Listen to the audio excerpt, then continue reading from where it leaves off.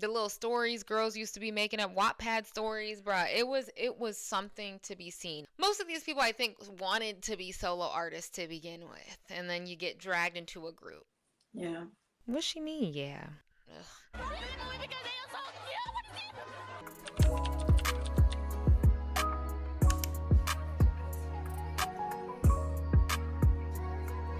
Hey guys, it's your girl Cameron, and I'm back at it again with another video. And today we are going to be talking about the rise and the fall of boy bands and girl bands as we knew them, specifically in Western media and entertainment. In one of my recent videos, Pop is Dead, I listed a lot of names, icons who have contributed to pop music within the 21st century, and a lot of you guys were commenting, what about this group? What about this group? And I personally left groups out of that conversation because boy bands and girl groups have a different set of challenges than the pop solo superstar act. I wanted to do a video to further highlight these differences and also talk about the evolution of the boy band and girl group and go through this journey of why I feel that we have seen a decline, actually a cease nearly, of these groups seeing success and charting the way we knew them. We will also talk about new groups and new markets such as K-pop groups who have taken the world by storm and are really filling that void and creating a new cultural phenomenon. Let's discuss. Like, comment down below. What do you guys think of boy bands and girl groups, and what do you think contributed to its decline, specifically in Western music and media? And hit that subscribe button down below if you would like to see more commentary content like this. And to each and every one of you who have subscribed to me, it does not go unnoticed. So thank you, thank you, thank you. And without further ado, let's just get straight into the video. Buckle up, y'all. This is going to be a long one. Let's talk about the conception of this modern day idea of the boy band and the girl group. So if we take a look at the mid 20th century, the early 60s is when the Beatles dominated the world. Girls swooned as their music was the world's soundtrack. And they were stapled to be the original boy band as we know it today, with matching outfits, harmonizing, and profiting off of the pandemonium. The Beatles showed record labels the success and the profit that you can gain in having a group. And although there were boy groups prior to this point, as early as the 19th century, identified as cappella barbershop quartets, it transitioned into doo-wop groups in the 30s and 40s, and this is where we see this version of Motown singers as well gaining popularity, where there's countless groups. I am from Michigan and my family is from Detroit, so I know this history a lot better than most people. Was extremely influential in setting the foundation for groups and how they function musically. With the rise of mass media in the form of not only radio anymore, but TV, the development and establishment of record labels, and really tapping into the profit earning potential, seeing people like the Beatles make so much money, create and generate so much buzz, make so much money, and have a fan base that spans not only just their target market, but we're talking globally, changed the way that record labels would not only just approach marketing the solo artist, right, but now prioritizing groups. Younger boy bands at this time included the Osmond Brothers in 1962, the Jackson 5, signed by Motown in 1969. We have the Monkees, which became a group in 1966. This also really aided in creating this parasocial culture between fans and the artists. Because not only could these boys sing, right? But they were cute. She looking at her like, you doing way too much. Little girls would love them. And you and your friends would choose your crush and gush over who the best singer is, who the cutest is, who has the best style. And ask my mom. She was a huge Jackson 5 fan, and you couldn't tell her that Michael Jackson was not her man. So it was serious. Groups were a way to relate to a multitude of fans, right? You're not just targeting one type of person, but because there's different people on stage, there's more connection points for the audience to latch onto. With the reign of the Supremes, for example, who held 12 number one singles on the music charts, and they were doing things that were unprecedented at the time, especially for a girl group. We also had girl groups like the Marvelettes, the Ronettes with Be My Baby, the Shirelles. And now, as we move on with time, the term boy band didn't become a widely common term until the 1980s. And we would later see groups like Menudo gaining popularity in the early 80s, New Edition, who scored their first major hit with Candy Girl in 1983. And despite New Edition getting older, they still saw success as a boy group as time went on. New Kids on the Block, and now we're getting into the 90s with the Backstreet Boys, their debut in 1996, Boys to Men ushering in the 90s, 98 Degrees, and NSYNC. NSYNC has broken insane records, no pun intended. So now we're starting to see that a clear market is carved out, and there is a push for the creation of these groups and a investment in their success. A lot of iconic girl groups also got their start and gained their traction in the 90s, which shaped culture and fashion. We have groups such as TLC and Vogue, SWV, Escape, 702, The Chicks, Bewitched, and one of the most important groups became a blueprint for how groups would later be developed was the Spice Girls.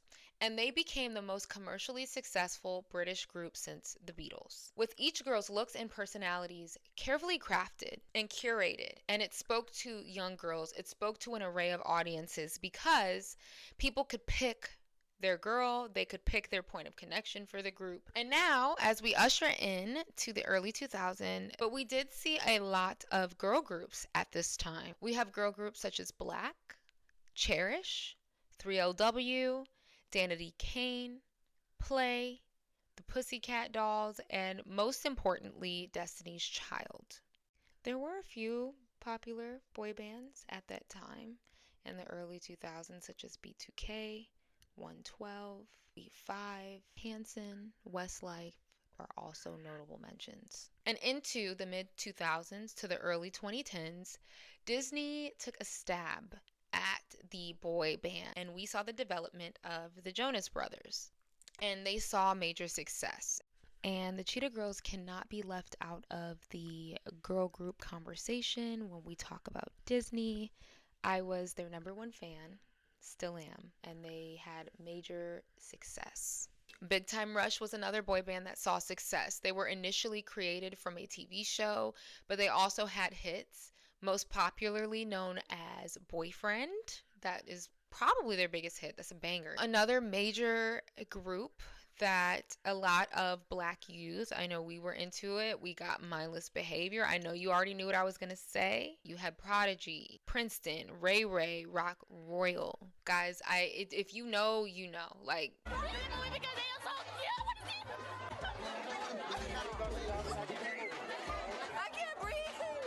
that's really all there is to it. And at the time, we were really lacking in the black boy band, and we're very influential to black youth. As we start moving to the 2010s, we started to see some of the biggest girl and boy bands develop at this time. You have Little Mix, as well as Fifth Harmony for girl groups in the 2010s. And we'll get more in depth into their situations later in this video with songs like Wings with Little Mix in 2012.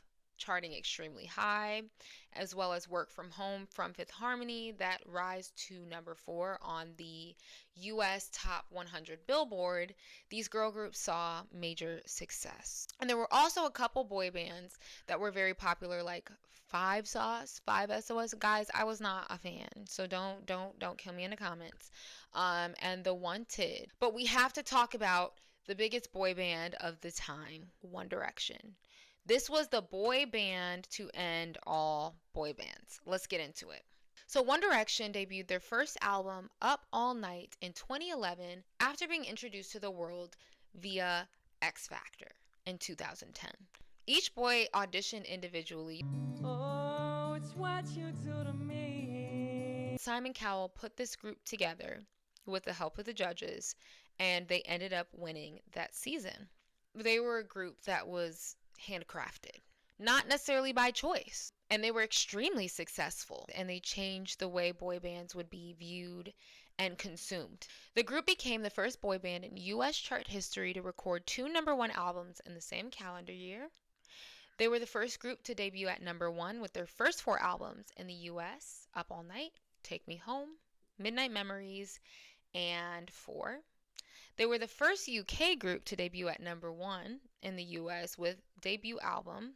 Highest debut UK group on US singles chart at #3 with Live While We're Young. Most followers on Twitter for a music group.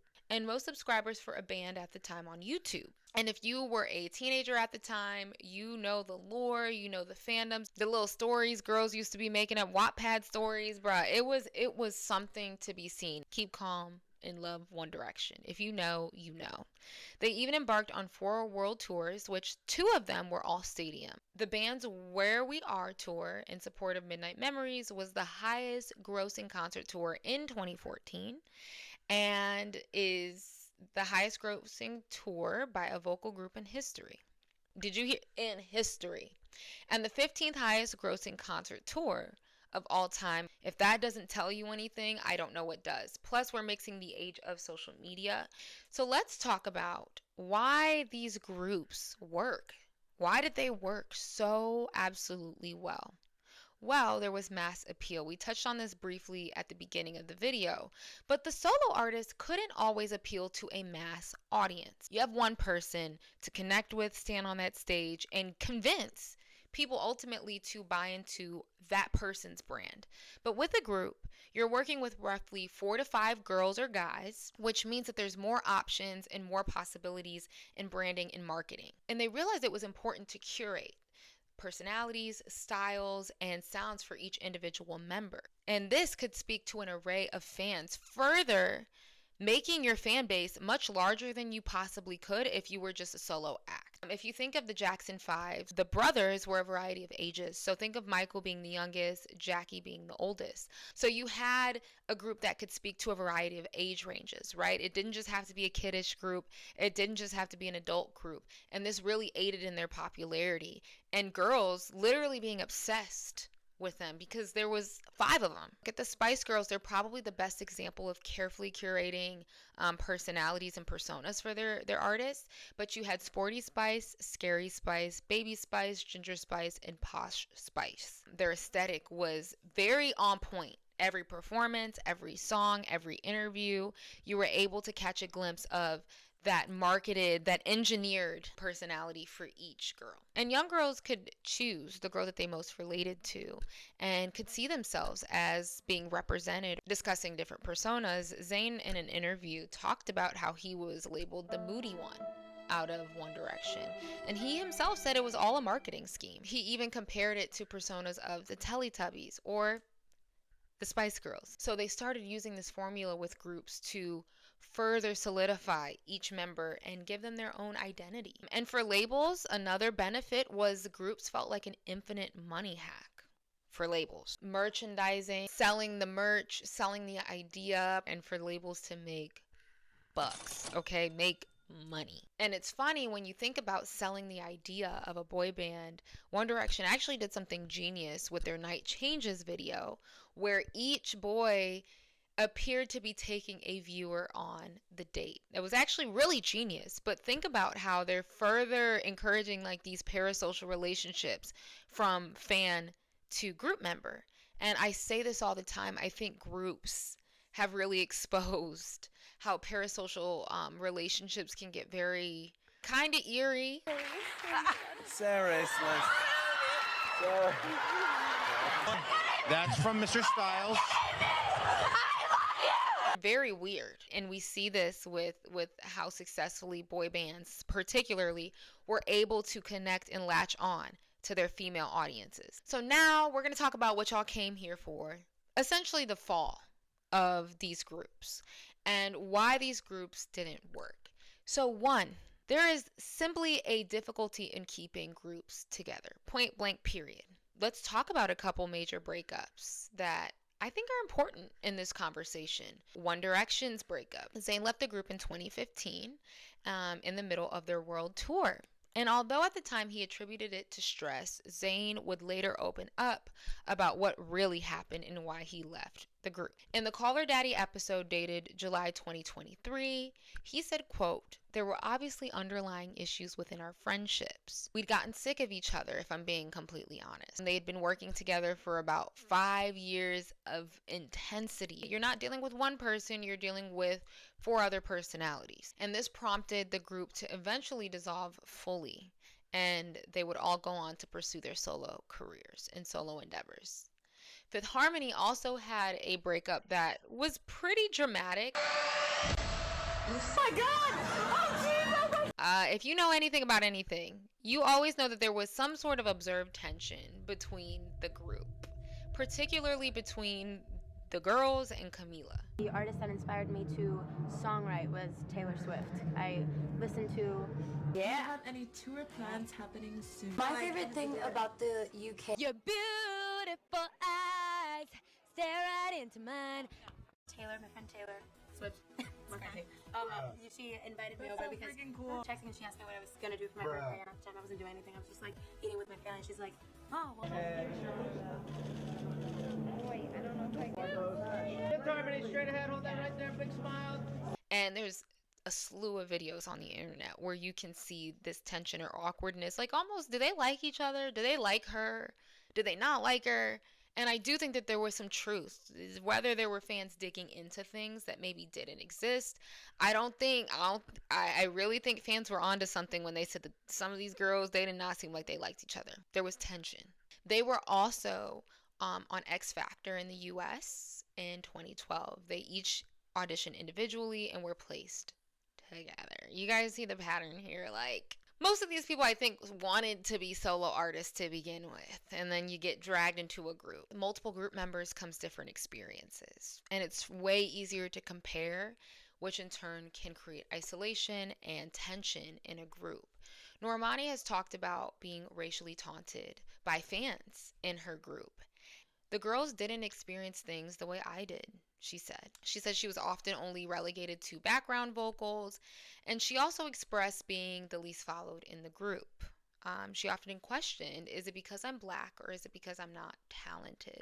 Also later, Camila's racist Tumblr post came to light a little bit after their breakup. So imagine being the only black girl in the group, finding out one of your members has a racist past around the time that you guys got together, and we don't know what was being said or done behind the scenes. Just saying. And you see this experience happening more with groups, which again creates tension. Because whether or not it's maybe the girl's fault, the label might have a play in trying to play chess. Fans will notably have favorites.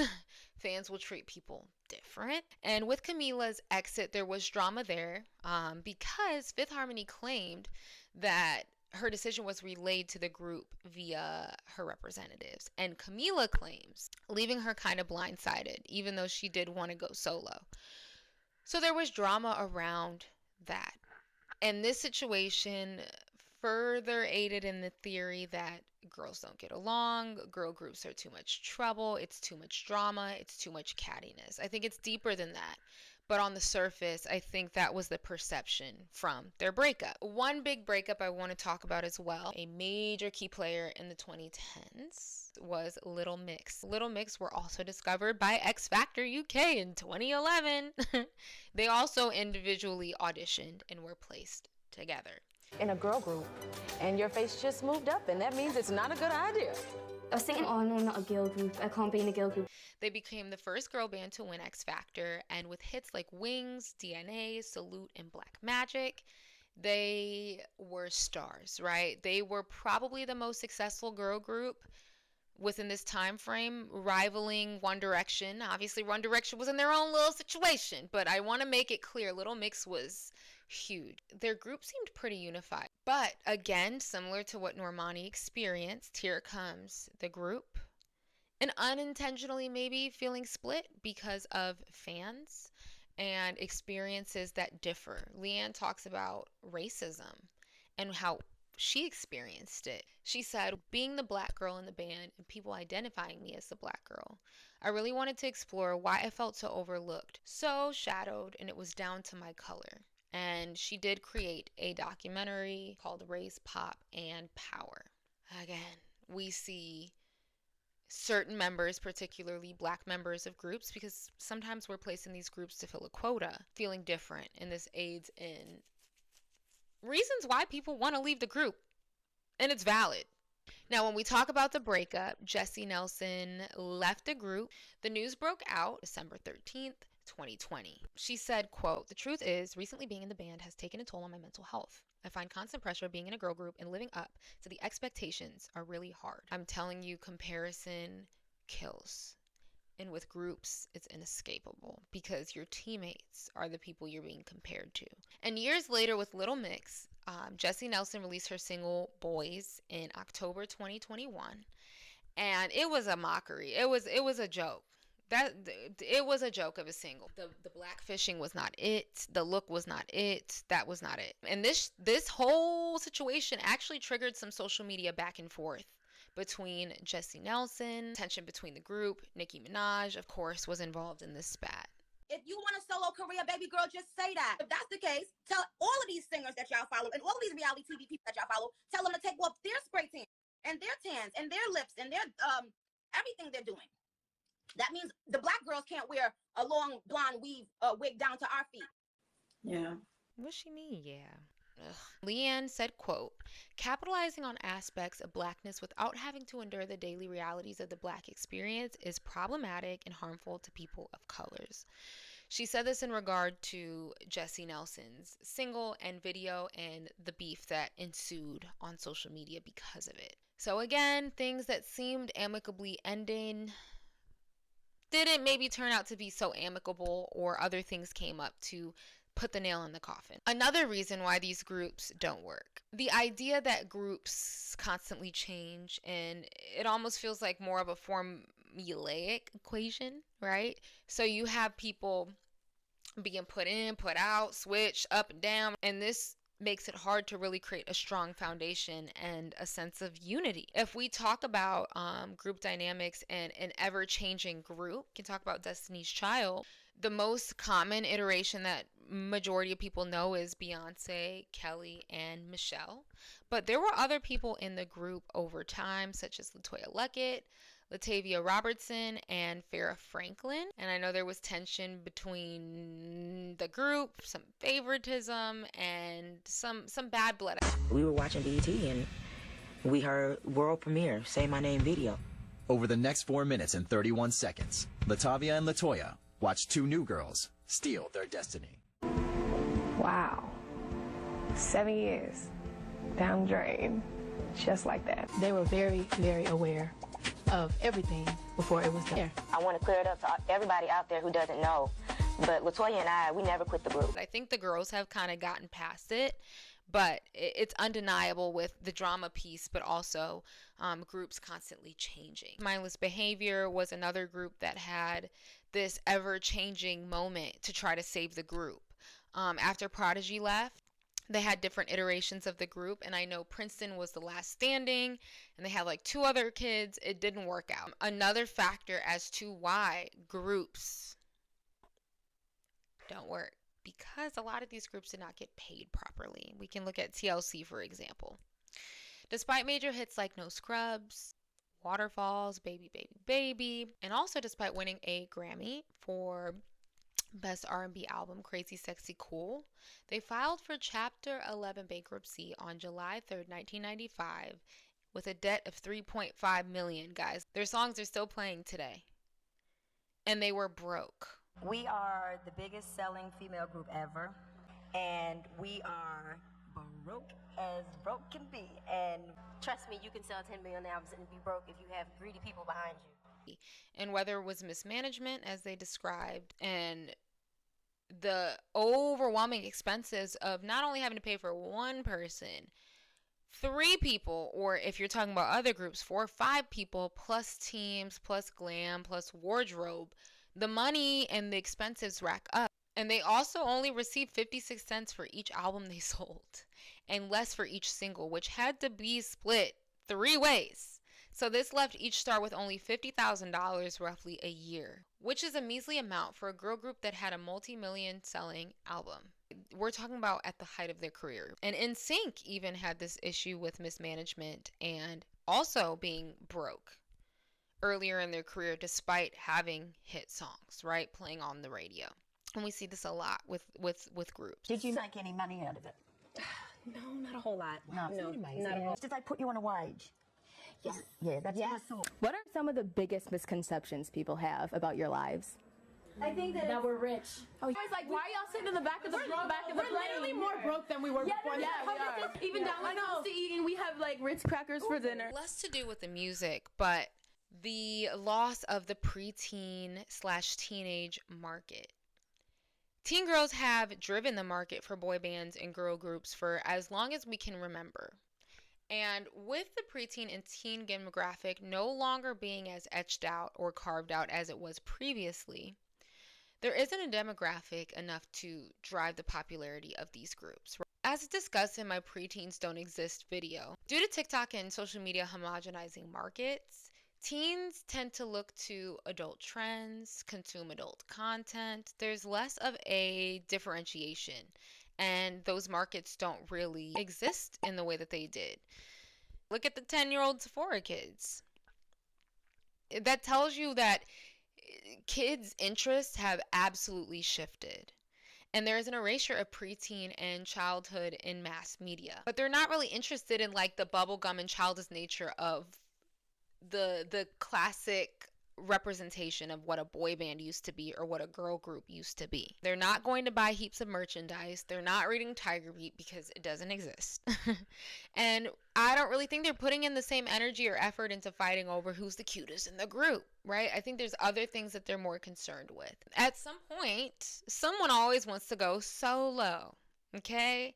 You begin seeing what benefits you can reap as a solo artist compared to a group. In a group, your sound is often identified for you, right? Many group artists say we did not have a lot of creative control or creative freedom. Due to low retention rate of girl groups, let's say specifically, you begin chasing hits to maintain relevance. And Fifth Harmony actually described this having to be a part of their process, right? We need hits. They didn't really have as much of a say in anything creatively.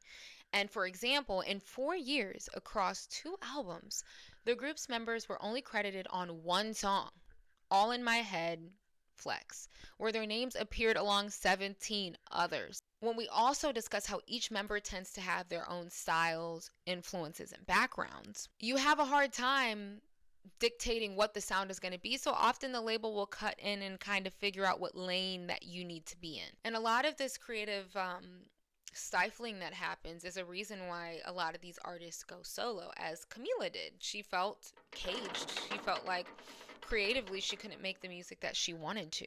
If we look at every member of One Direction all going solo at some point, Zayn was the first to do it. He said, and I completely selfishly wanted to be the first person to go and make my own record. If I'm being completely honest with you, I was like, I'm gonna jump the gun here for the first time. He didn't want to be in a group anymore. Harry Styles later said he also felt free signing his solo contract. And how ironic is it for somebody to say, signing another record deal, you feel free? Because we already know a lot of these deals aren't freeing. There's a lot of control there. So imagine how caged you must have felt in a group to feel free. Now signing another major label contract. And another issue with people going solo that constantly happens, which feeds into division, is there's usually a star identified in the group. The group is usually their launch pad or their prep pad to then become a solo superstar. We saw this with Destiny's Child. This might be one of the best examples. Beyonce would go on to become one of the greatest artists of all time. But she really stayed in Destiny's Child for a long time. She was a group kind of girl as a kid. We've been knowing each other for about 9-10 years now. We've been knowing each other since elementary school, and we grew up together. We love each other. I couldn't imagine going solo. I don't think anybody could. And it really served as a launch pad to get her in the mainstream media to then go solo. Camila Cabello was also someone who had stronger success as a feature artist, right? Even when she was in Fifth Harmony, she parted from the group in 2016 and saw great success. She was always one that experienced a level of favoritism, or people felt like she was the star of the group. Tonight there was only one person that shined, and it didn't click for me tonight. You. Okay, which one? It took a little interrogation. We all shined. I think you guys should all learn something from her. Clearly, we can't rewrite that history. And think about Justin Timberlake and NSYNC. I think he was always the standout star. I think he was always positioned to be the next guy to come, the next solo superstar. And lastly, with that note, we can talk about the Pussycat Dolls. For instance, Nicole Scherzinger, who was the front runner and focal point of the group. They stuck her in a group, and the group was more like background dancers than singers. So you want her to live her dream. I don't want to hold her back from whatever she wants to do, but I also can't make her want to love being a pussycat doll either. When she went off to do her solo project, you wish her well, and I remember going to her video, supporting, wanting her to do well, but you do feel somewhat discarded. Yeah, there was never an intention to create a relationship that felt like a proper, girl band. It was really the Nicole Scherzinger show, but I think maybe the idea of the Pussycat Dolls was very profitable, but she was always kind of labeled the star of the group. However, she never really had a super successful solo career, but there's always someone who's positioned as the it. So where does this leave groups today? There's some groups on the verge that I think that considerably could be successful and are my personal favorites. We have Flo, who has a lovely 2000s R&B pop sound going on that I think is really fun but feels fresh. They make really good music and they work well together. I really have been liking New Jeans. I think that they're going to have a huge mass appeal and will easily cross over into the Western market. And there's also a group that some of you guys may not know, but it's called Say Now. And they are a British girl group formerly known as Need a Name Bro. And they're a British girl group. I don't know what's in the water over there in Britain and in England and the UK. I don't know what's going on over there, but y'all make some fire ass girl groups. So check them out. Those are my personal favorites. Please comment down below that you think are going to potentially maybe revive the girl group. We cannot discuss this or have this conversation without discussing K-pop groups and their inevitable rise to fame. For what the Western market is lacking, K-pop groups have kind of filled that space and are also putting their own twist to things, breaking records, and essentially showing us things that we've never seen before. So groups such as Big Bang, BTS, Blackpink, EXO, 17, and Girls' Generation, just to name a few, have claimed stake not only in K-pop, but in the Western pop market, with BTS performing for the first time on the AMA stage in 2017. BTS would also set record for most Twitter engagements with fans. And you'll also see that K-pop groups have large and probably the most dedicated fan bases, rivaled to none. Okay, it runs deep, right? They don't play. And not only has social media been a huge part in connecting these groups with global communities, but K-pop groups on average having 7 to 9 members, even more, some with less. There is no shortage of a cute boy to fawn over and a girl that you want to be like. Okay, these groups are massive, which heavily differs also from Westernized groups. The development of K-pop groups, in its essence, are specific and well planned. K-pop groups often have extensive training and go through what's described as sometimes a grueling process to be a part of these groups, right? They train for years before being introduced to the world, right?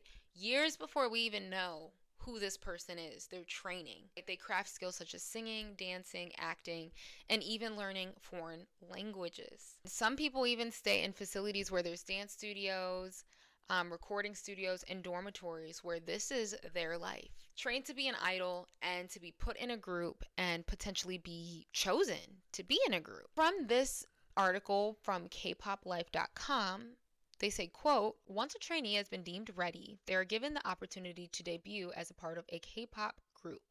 The debut process involves the creation of a new group and the selection of members who will make up the group. The selection process is highly competitive, with only a handful of trainees being selected to debut. So when we talk about groups that were manufactured by, let's say, X Factor, right? Or some of these groups that were manufactured by labels, We saw that a lot of them initially were auditioning individually. Their goal wasn't always necessarily to be in a group per se, but that wasn't their end goal in mind, right? So when you're put in a situation where it wasn't really the idea to begin with, it makes it harder for you to stay together. It makes your odds of success even harder versus with a lot of these K-pop groups, people dream of being in a group. People work their entire lives or their entire childhoods and teenage years to be in a group. That's what they want. You know what I mean? So that intention there is a little bit different. Aspiring idols and groups also spend ample time building their image and personality. PR is crucial. And in turn, it projects this polished image to audiences, which reads great, especially for groups, is to have that unity. I just want to add that aspiring idols have expressed how grueling the process is to be a part of this. So I'm no way trying to idealize any harsh treatment or any exploitative things happening, but I think that their process is a huge key in why these groups are relatively able to stay together, are relatively able to keep a good face to the public, is because they're on top of it. We're seeing that these K-pop groups, like these Western artists, are selling merchandise. They're having major fan bases. They're communicating with their fan bases on Twitter. They're selling out concerts. Their music videos are getting major views. And the visuals are on 10, the dancing is on 10, the songs are catchy while they're borrowing sounds from EDM, R&B, hip hop. It's a culmination of something near perfectly packaged. While we've seen a lack and a honestly death of boy bands and girl groups in Western media, we do have to separate K-pop groups from that because they are so popular. They're booming right now, and we cannot have that conversation without mentioning that. So to conclude this long ass video, there was a steep fall in boy bands and girl groups, and we've seen a lack, I would say, within the late 2010s and obviously up until this point.